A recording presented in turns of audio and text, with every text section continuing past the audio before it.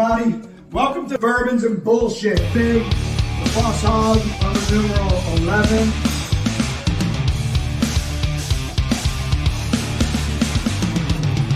Oh, wow.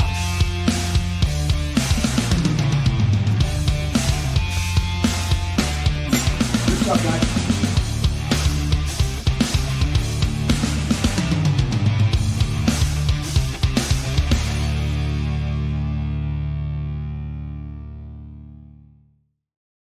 Hi, this is John Manus with this episode of Bourbon and Bullshit. This is going to be a really fun one because I brought some guys from Arizona. What part of Arizona? Phoenix, Arizona. Phoenix, Arizona to Katy, Texas. So we're going to open a couple bottles today. We're going to open two, which you know hurts me, right? It hurts me bad to have to drink even more bourbon. I mean, we traveled all the way from Arizona to only have two. So, you picked the Stagg Jr. This is a Stagg Jr., not to be confused with the Stagg Senior up there. This is a 23C. So we're going to open that, taste it, smell it. George gets the first ones because he doesn't know a damn thing about bourbon. So that's my first part that I'm calling bullshit. You got to get out of that, dude. You gotta try something. So obviously he picked a good bottle. So congrats. That's a damn good bottle. Yeah, you did well. Yep. You picked the Elmer T. Elmer T. Lee, 90 proof. That's also a good one. This one's a little hot. This one's 125.9 proof. So by the way, you picked a good one, but you're gonna feel it. Waste some fire. Okay? That's okay. So I'll give you the honor. There's a knife right there. If you want to cut it open. So I'll start with Andrew. How do we know each other? Sure.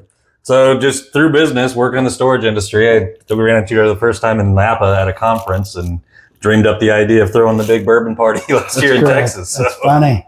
So we'll talk a lot about that here in a minute. You work for who? For OpenTech Alliance. OpenTech Alliance. And what do you guys do? So we're one of the main producers of PropTech for the self-storage industry. So the keypads for access control, kiosks, we do camera monitoring for security, we do third-party call center services. We do basically everything for a storage operator who doesn't want to have to sit at their storage facility at all times. Gotcha. So another way of calling bullshit is he's using language you probably don't know. What the hell's PropTech? So I only learned that when I got in this industry. I like it. But all it is it's tech that has a device attached to it. So I think it stands for property technology, maybe? Yeah, either that. Okay. So knowing Robert Cheedy, yeah, you got to mention. Knowing Cheedy, he made that up. So that might be the case. So anyway, all right, here we go. That's for you. By the way, this is what he was talking about. We did a bourbon and wine tasting for the Texas Self-Storage Association conference last year. How was that? It was a blast. So what was so fun about it? So amazing bottles.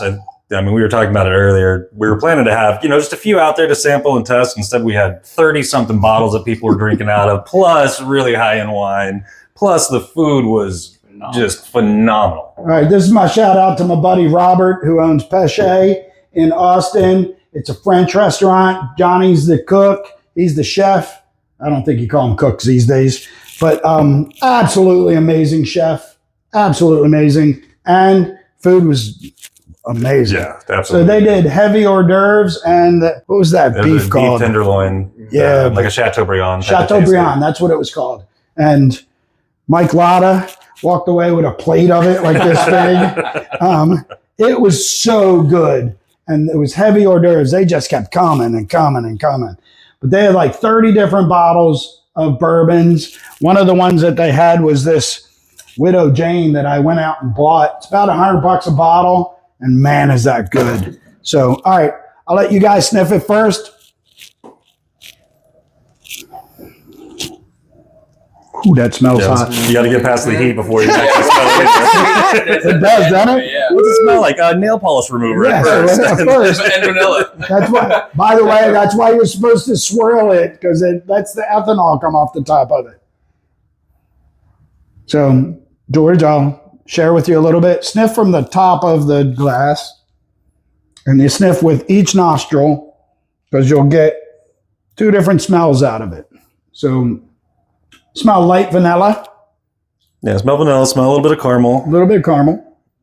Pretty oaky. Yeah, you got a good oak bite to it on the nose. Mhm. So pretty typical for a Buffalo Trace product. There are a lot of caramels, a lot of vanillas, things like that. I always say the second sip is the best. Okay. The first one tastes good, cleanses the palate. Second one, you get the most flavor out of. Yep.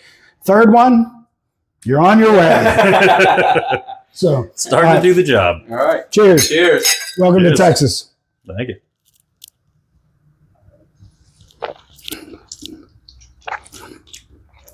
That's interesting. It's hot right at the beginning, but it immediately like subsides. It does. You get that hot. Let me see the second. Let me see Yeah. the second. You get that heat. You'll get more of the flavor profile on the second one. Yeah, because it's already singed off your tongue, so you don't have to worry about that. Yes. Yeah, there you go. Mm. On that second one, I got some cherry. I got more a deeper fruit kind of taste. See, to it. I'm taking that more as a little bit of an apple on my palate. I'm getting a lot of the caramel taste. Yeah, I get a lot of that on the third sip. Yeah. That third sip gets it that way. Surprising, not as much of like the pie spice No. taste that you get in a lot of the Buffalo Trace stuff. So what's interesting is on this mat, I accidentally bought it. I didn't realize that it was going to have all this stuff to it. But it literally gives you every flavor profile that there is. So when you're talking, there is actually a flavor profile on here that is called pie crust. And sometimes like graham cracker, things like that. Cookie dough. Yeah, cookie dough. You'll get a bunch of that stuff. There's a couple bottles that I have here. This is my new favorite one recently. Is Dickel does this single barrel 15-year stuff. It has up to 18-year juice in it, and it has a cashew taste to it. And as you can tell, that's my second bottle. I already killed one bottle. Today. So, no. I am not an alcoholic. I only play one on TV. So As long as you don't go to meetings, you're not an alcoholic. That's Yeah. my rule. quitter. No, it's starting to get a lot smoother by that It third. is. Yeah. The first one had some heat to it. Yeah. This one just really got, God, that's good, ain't it? Yeah, that's good. That almost tastes candy-like. Has that caramel candy kind of flavor to it. So, married, kids, what? Married, 2 daughters. 2 daughters. 14-year-old and a 7-year-old. Mm-hmm. 14-year-old just went into high school, so I'll That's why probably you lose still my have hair your Yes. pretty soon. Uh-huh. So enjoy it while you can. So, of the 2 of them, which one's the leader? The 7-year-old is the Okay. one that runs the show, actually. So the 14 is a little bit more docile, a little bit more, relaxed. The little one knows what she wants and she knows how to get it. Gotcha. Yeah. So, does the little one boss the older one around, or She how's bosses that the work? older one around. She bosses dad around. She bosses mom around. Got it. Grandparents. You And she rules with an iron fist.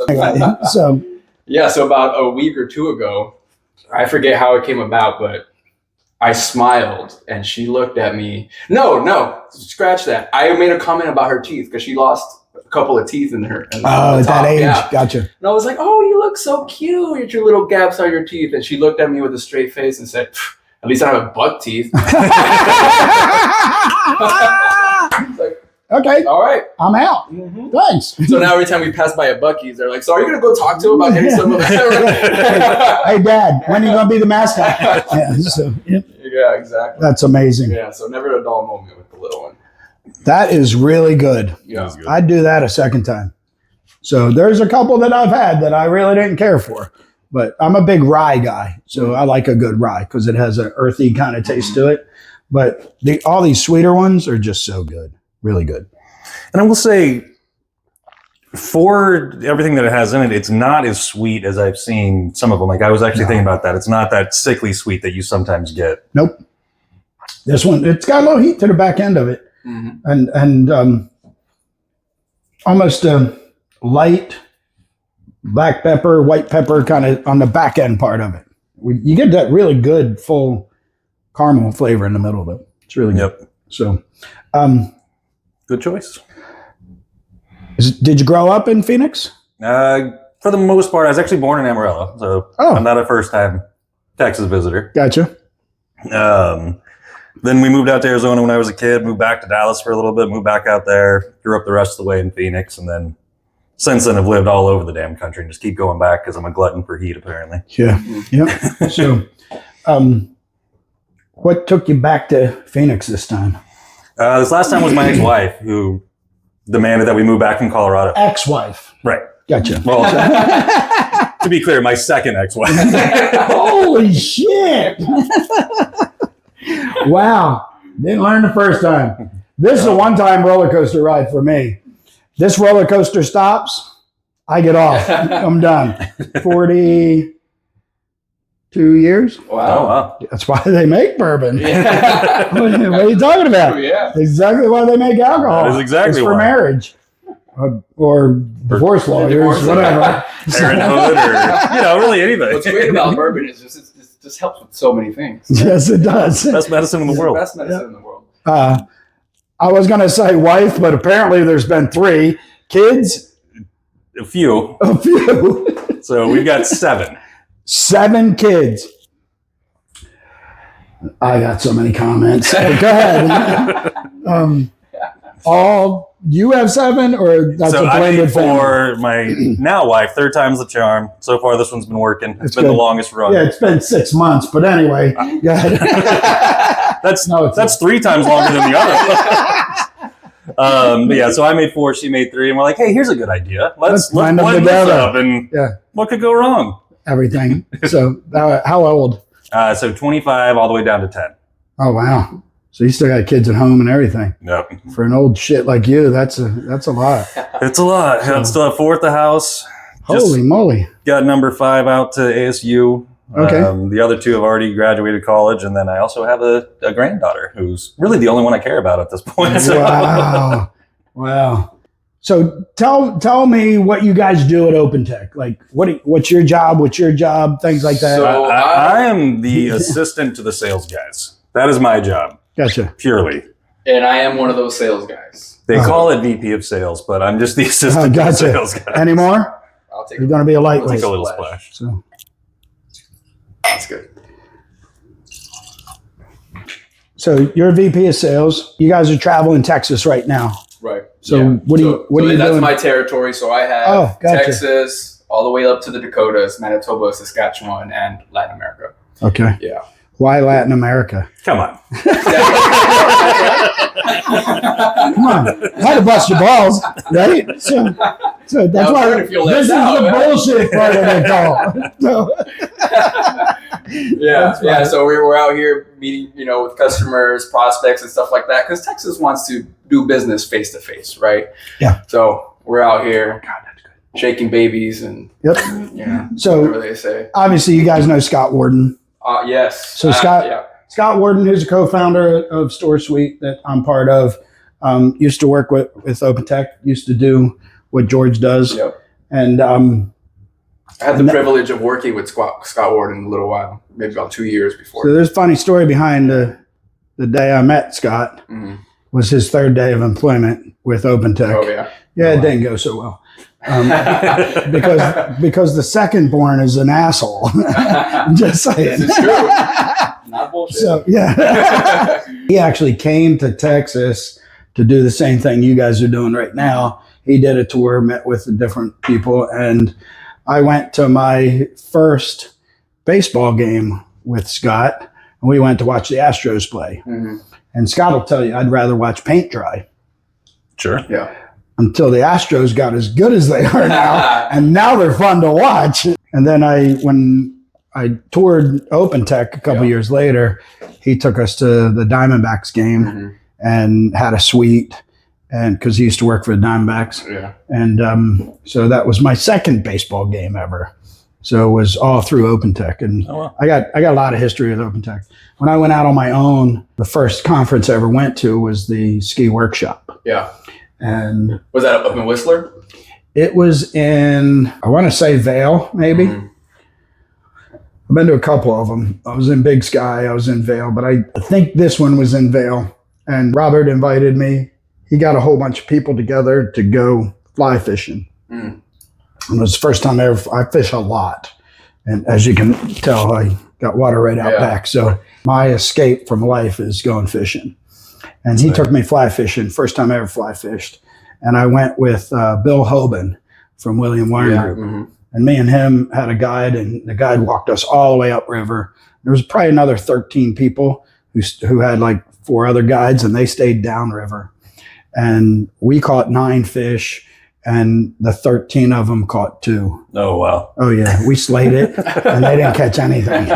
And Robert was kind enough to introduce me as Mr. Self-Storage the whole time, which I was fresh out on my own, buying stuff on my own. I think I only owned 1 property at the time. Oh, wow. Yeah. And that's how good of a dude he is. Like, he does try to promote people. Yeah, he's a lot of the big reason that I'm still there. I think I'm close to hitting 13 years at being at OpenTech Alliance. Really? I actually started in the call center while I was going to college. Did the call center for a little while, had my first daughter. I ended up leaving OpenTech to do some construction. My dad's a foreman for a government contracting company, so I was doing roofing, siding, electrical, and stuff like that. Spanish people in construction. That's something different, ain't it? Right, yeah. You don't see that often. Not often. Welcome to Texas. Yeah, so, and then I ended up back in Phoenix. The wife didn't like. I'm actually from El Paso, Texas. So oh, really? Also, yeah. So you both are from Texas. Yeah. So that's I didn't move to amazing. Phoenix until I graduated high school. So gotcha. Born and raised in El Paso, but she didn't like it, so we went back to Phoenix. Robert Cheedy. I did not want to go back to OpenTech. I was like, call center, forget that. I don't want to do that, right? So I didn't tell them, but I was really good friends with one of the team leads there, and he told Robert. Robert didn't have my number, so he calls my mom. He's like, hi, I'm looking for George. This That's amazing. And he's like, all right, I need you to tell him to give me a call because he needs to come back and work for me. My mom hangs up, calls me, freaking out, like the CEO of the company, Robert, just called me. You need to call him right now. I was like, I don't know if I want to do that. No, you need to call him right now. So I called him, ended back at OpenTech Alliance for another. In a different role. I was a team lead in the call center. I don't want to be, on the phones 90% of my day and all that. Yep. Ended up leaving again to do construction with my second daughter. So that's the pattern there. Every time I have a kid, I decide to go back into construction. Yeah, so now we've gotten him snipped, so he can't leave again. Right, yeah. So a storage shield. Yeah. We have the condoms because we protect you in every way. So I'll give you a couple before you leave. Get some of those. Very necessary. I do not want to go back into construction. Yeah. I was in North Dakota. He wants to have 6 more kids, but he doesn't want to go back into construction. That's the caveat. Yeah, no, but I ended up in North Dakota in like November, December, January. And when we finished that contract, I was like, Dad, this is horrible. Yeah. I'd rather be working in 120-degree weather outside than negative 20 degrees. And I was like, you know what? I've decided I'm not an outdoor Mexican. I'm right back on the phone with Robert. And I was like, Robert, I need a job. I'm in. He's like, I got a sales job for you. I was like, I don't know if I want it, but I'll try it. He's like, you'll love it. Just take it. You're good at it. That's been 8 years since I went back the second time. That's awesome. Yeah. All right, so kill your glass. We're going on number 2. You're up. Your turn. Let's do it. Have you ever had that? Yeah. Have you? Well, I mean, different version of it, but yeah, every batch is different. They're all similar, but every batch is different. So those there. Give you the honor of the sound. Yeah. Nice. You can pour. You want me to pour? You the man. Just to the rim, right? Yeah, it's gonna be heavy. So I already told them I'm not drinking a lot tonight because I got a flight at 3:00 tomorrow. Am I allowed to call bullshit, or is that just your thing? Yeah. Bullshit. Yeah. You are, but I got to pace myself. I am not going to be on an 8-hour flight hungover. So, all right, Elmer T. Thank you, sir. Mr. George. All right. Again, cheers. Thanks for coming. I do appreciate you guys. Oh, that's smooth. That's different. Do you smell the difference? It's like night and day. Yeah. Not as ethanol, right? Because it's not as high proof. And then I'm still also getting caramel, but much stronger on the apple side. Yeah, it seems a lot fruitier. It almost smells like an apple pie. Like you can smell some of the spices. I get that It oak. smells like America. It smells like America. Apple pie and oak. I get that oak on the back end. I do smell that light pie kind of smell to it, though. All right. Here we go. That's so smooth. See, now that's a drinker. Wow. Yeah. 90 proof. That's a drinker. Just coat your tongue instead of evaporating off when it touches. Yeah. Problem with this is on a night like tonight, if I wasn't flying tomorrow, we'd find the bottom of that bottle. So my favorite is anywhere from that 90 to 105. Yeah. I will make one exception on the Antique 107, but my favorite is right at that Bottle and Bond. Every Bottle and Bond's 100 proof, and that 90, like if it's less than 90, it's a little young for me. It doesn't, like most of them are a year to 4 years old or something. But this one, I could drink that thing all night. Yeah. Like that's got some heat to it. That just got nice, mellow flavor. Really good.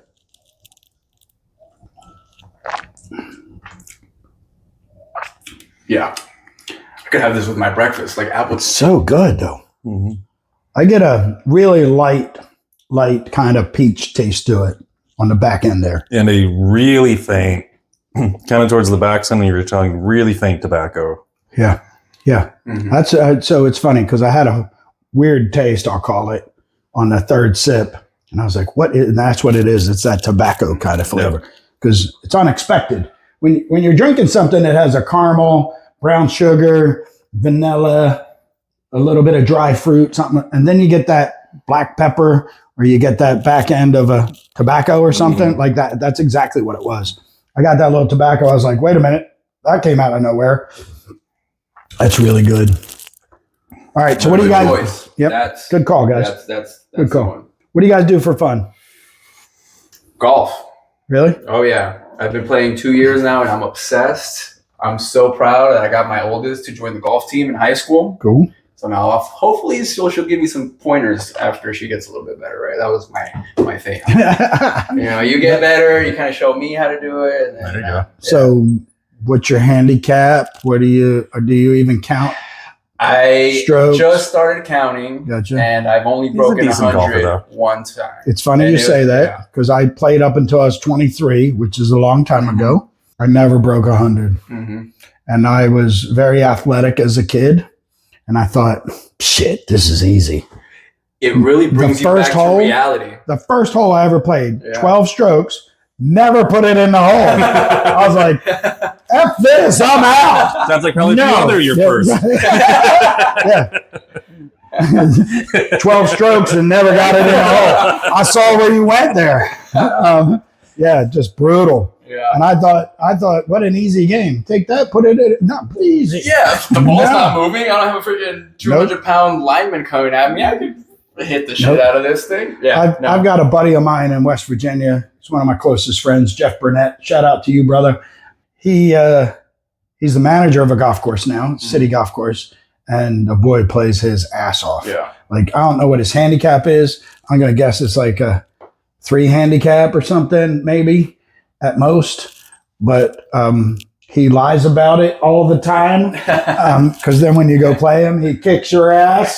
So I won't play with him. So, and it's in West Virginia. So his golf course is all mountainous. And it's absolutely gorgeous from the clubhouse. Yeah. It's in South Charleston. Really, really cool golf course. City owned, believe it or not. Yeah. So anybody can play, but it's absolutely beautiful. And the boy can play some golf. It's out of control. Yeah. We do it for fun. Make kids. Yeah, well, obviously. No, And get married. I do that for fun. I do that at happenstance. Also a golfer, was a good golfer in high school, damn near a scratch golfer, and then was in the military, so traveled all around, just didn't really have a chance to play much. So came out of that and wasn't very good anymore, which got really frustrating. And now recently gotten back into it and actually love it again. About 12.7 handicap. But that fishing is, you were saying, and then hanging out with my granddaughter is probably the most fun I have these days. How I old is love she? to cook too. Yeah. The man can. Yeah, cooking's my So- catharsis though. That's not even for fun. That's me. That's like That's my escape. therapy. Yeah, that's escape for me. So my real dad was 5'7", 320 pounds. Could cook any ethnic food you would want. Anything. I'm talking Korean, Vietnamese, Japanese, didn't matter. Could cook anything. Hungarian, you name it. Could cook any type of ethnic food. And could eat. He's a big boy. Yeah. But the boy could, like, he came to my house one time when I lived in Jersey. He lived outside of Philadelphia. And he came to my house and I said, I don't have anything in the house. He said, I'll figure something out. And he goes in the freezer, pulls out a thing of ground beef, fries it up, goes out back. I had a garden at the time. He picks bell peppers, zucchinis, and tomatoes, comes in, takes the meat out, sauces all the vegetables down, grabs a box of macaroni and cheese out of the cabinet, pours the noodles in. It's just the powder stuff. Mm-hmm. Puts all the vegetables and everything back in, fills it up with water and adds the powder to it. And instantly we had Hungarian goulash. And it was absolutely amazing. And I didn't have anything in the house. And I was like, I still make that to this day. Yeah. It was so, and I was like, I'm in. Yeah. And he told me, here's some tip for you. Always keep butter, flour, pasta, and beans in the house, and you'll always have a meal. And if you think about that, in Mexican cooking, Hungarian cooking, English cooking, whatever, isn't that the basic to everything? Yeah. Right? So you had me at beans. I go to Sam's every week and I buy the 4-pack of butter because we're going to go through it. Same thing. Same thing. It's like so he said that to me, and if you raid my cabinets, you're always going to find those ingredients. Whether it's in a can or dry beans, doesn't matter. Whether it's refried or pintos or black beans or northern beans or butter and beans, I always keep beans in the house because you always have a meal. So mom and dad both grew up poor in West Virginia. So like a pot of beans with, you put a piece of fat back or something in them and you let it cook all day, soak them at night, next day, cook them all day, then put raw onions on the top of it, nice piece of cornbread on the side. Now I'm talking your language, ain't I? Okay. Yeah. Not even on the side. Take the cornbread, throw it in, and mash it up. That's too. Yeah. Welcome to being fat, baby. That's what I'm talking about. It's the mashing it together where the raw onions come in because that gives you a little bit of texture that you're going to need. And so good. But if you think about it, in Mexican culture, it's almost the same, right? Yeah. What nationality? English, something? Yeah, Swedish, Scottish? Technically we're Welsh and Irish. Yeah, but if you look at any of that, Scottish pie, you name it, all of it has that same basis to it. Yep. And I've learned from that keeping those basics in the house, you're never going to starve. Yeah. You'll never starve. Yeah. Every time we would drive by a McDonald's, I'm like, Dad, Mom, give me some McDonald's. We got beans and rice at the house. Well, that's Mexican if you ever heard that. Beans and rice. That's funny. Beans and rice. Yeah, but it's like some of the best. Yeah. And two things that I don't know that I would even know how to live without at this point is every weekend I make a big pot of beans. So to your point, and just regular pinto beans that I can then adjust and turn into anything else. If I want to make chili, if I want to make refried, if I want to do whatever, I've got. And I keep a soup stock pot at all times, burning on the back of my stove. And just every time after dinner, whatever's left over that makes sense for it, I'll just drop it in there and, it'll be a chicken carcass or, different vegetables that we didn't use and just keep it going. And then you can turn that into anything. So I keep different flavors of stock all the time. So if we buy a chicken from Kroger because we're lazy one night, we eat all the meat off of it. I throw the rest in. I make a stock out of it, pull all the bones out of it, put the stock in the freezer. And then when I go to cook something, I go in and raid the freezer for a beef stock, a pork stock, a chicken stock, doesn't matter. Like Italian cooking, escarole soup. In your escarole, you got tiny meatballs, you got chicken. It's like chicken soup, essentially, with escarole in it. Like I use all the broth and all that chicken and everything for soups like that. Like you can go any nationality, and that's what Dad was good at, is whatever he had in the house. He would open the refrigerator and go, all right, we're having Mexican tonight, or we're having Hungarian tonight. Like he would just change the spice, essentially. What a great superpower to have. It's amazing. Well, I was blessed to learn that from Dad. So I love to cook, absolutely love to cook. So we could... probably the same thing because I got all mine from my dad. That's what We'll do a cooking competition one time. I'm in. I was telling you about cooking on a pit with all those guys. Like, well, next time I do that, you guys can come down again. We're gonna have to get a second pick I because was he's gonna want to gonna go. Well, say- he's like, Hello. this one. You got that one. Hello. When you were There we go. saying that, I looked out, and I've got a very similar pit to the one you have. I've also got a Franklin. I've got 4 large pits in my backyard, and then a couple of just like regular size grills and stuff. Yep. So I have a pit the size of a car out back. So it's it'll hold about 100 pounds of meat. Ooh, Oh yeah. that's So, it. Yep. So, all right, wrapping this thing up. You want another sip of that before I mean, we do? I wanted So- 17 more sips of that. Yeah, but yeah, this is easy drinking, man. Really is. It's a lot lighter than like in a flavor profile. It's a lot lighter than what I thought it was going to be. It like really calmed my stomach too from the other Yeah, one. from It 100 was a little from burning. 126 proof. Yeah, it you're kinda- like, this That'll do goes that. down like water. It's Yes, great. yeah. Hello. So, all right. Wrapping this thing up. How does somebody that wants to know about the products you guys sell at OpenTech get a hold of you? Well, they want to get a hold of him. That's a much better option. So this is his assistant. So when you get a hold of him, we can help him. Yeah, just OpenTechAlliance.com. And then from there, we've got a really good link that no matter where you are in the country, you can plug in kind of where you are and what you're trying to do, and it'll direct you directly to the rep, and you're good. Yeah, I'm going to call bullshit. What's your fucking phone number? 480-249-7947. What's your phone number? 602-324-8655. And we also have an experience center. So if you guys ever want to come out and see what we have, you're more than I've welcome. done that, and that's a cool thing, Yeah. too. And my email is probably the easiest to remember. That's where I was going. Last name's Wisdom, which nobody Which is forgets. bullshit. Well, it's one of those ironic names. Right. I keep saying, Oh, I like, have I'm known. tiny or, you know. Right.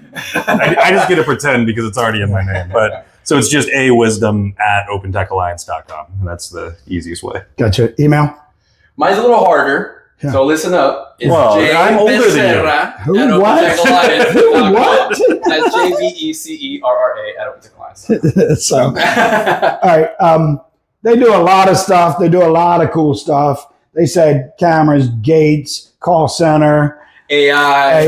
security. Yeah. So they do a lot of cool stuff, and they got a lot of great products, particularly in the self-storage industry. So if you need anything, hit them up. They're some good guys, as you can tell. So how you get a hold of me, you guys know it. It's JC Manus at storesuite.com, STOR, lose the E, SUITE, 210-818-1496. And as I always say, come join the fun, because this is a blast, man. It is. Good to see you. Thanks for having me.